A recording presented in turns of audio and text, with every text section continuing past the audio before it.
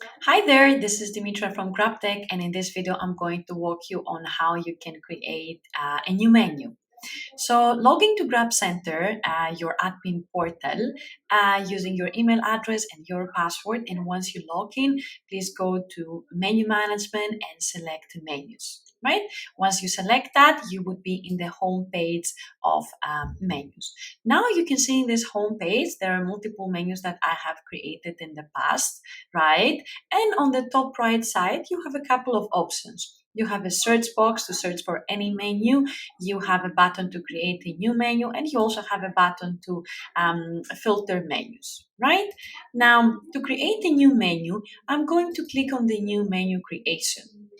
Right now, the system is going to walk me slowly through all the different steps that I have to go through in order to create my menu. So let's start by adding a menu for a menu name for our menu. So I'm going to name this um, Dimitra's pasta place. Right? The description is optional. Then I have to choose the currency. I will choose United Arab Emirates dirham, and then I have to choose what is the tax or the charge we have. Right? So I'm adding a municipality tax of 7%. Right? And also I can add more taxes here. Right? So now I need to connect my menu to a brand, right? So I'm going to connect it to my Italian brand.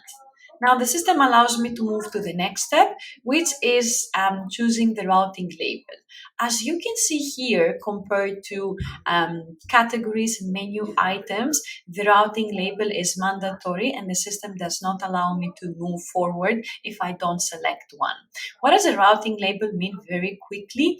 It means that when an order comes from your POS system or from the food aggregator, we need to know in which station to basically route or direct this order.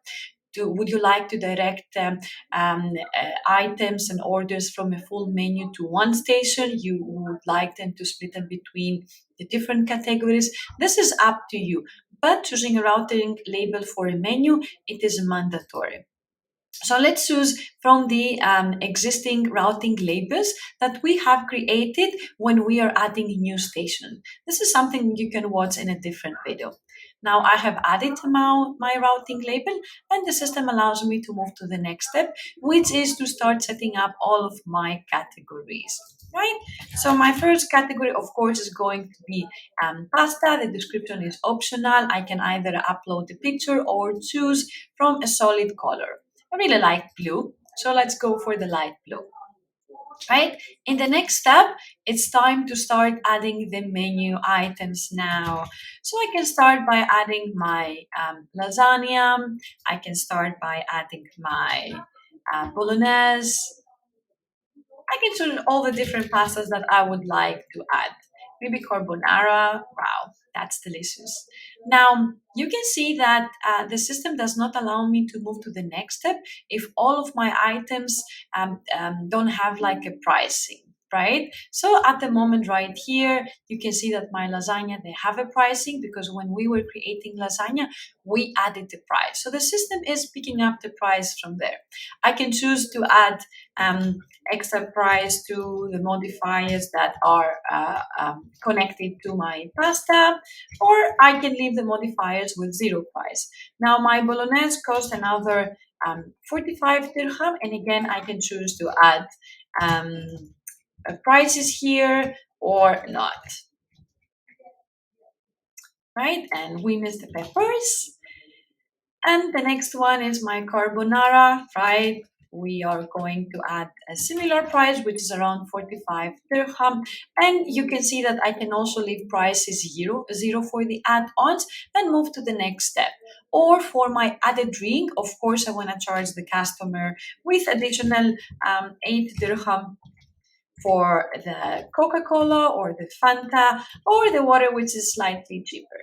In the next step, I can choose if I would like to restrict the serving hours. So a couple of food aggregators, they allow you to restrict a category to particular dates and times. That means if I select that, I can start adding all the days of the week, and I can say that this category operates from, let's say, um, 12 to 6 p.m., right? Because it's my main course.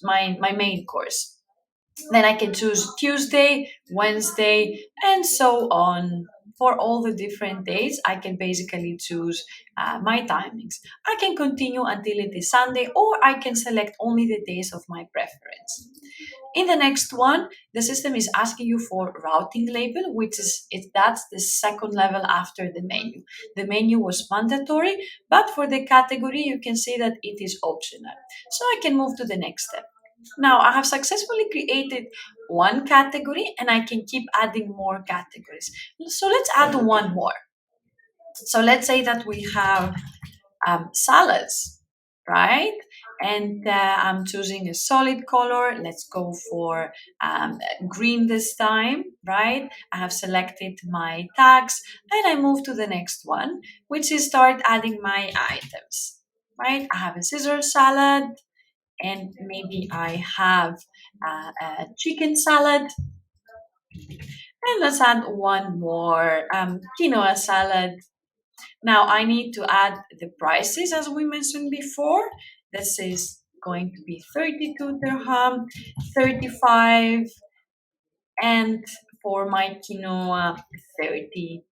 Right. In the next step, I have to select again if I would like to restrict the hours of this category. In this case, I would like to keep it open like throughout the day. And the next step is the routing label, which is optional. If I go next, you see I have already created two categories. I can keep adding more categories based on how long is my menu, or I can go to the next step if I have finished creating categories.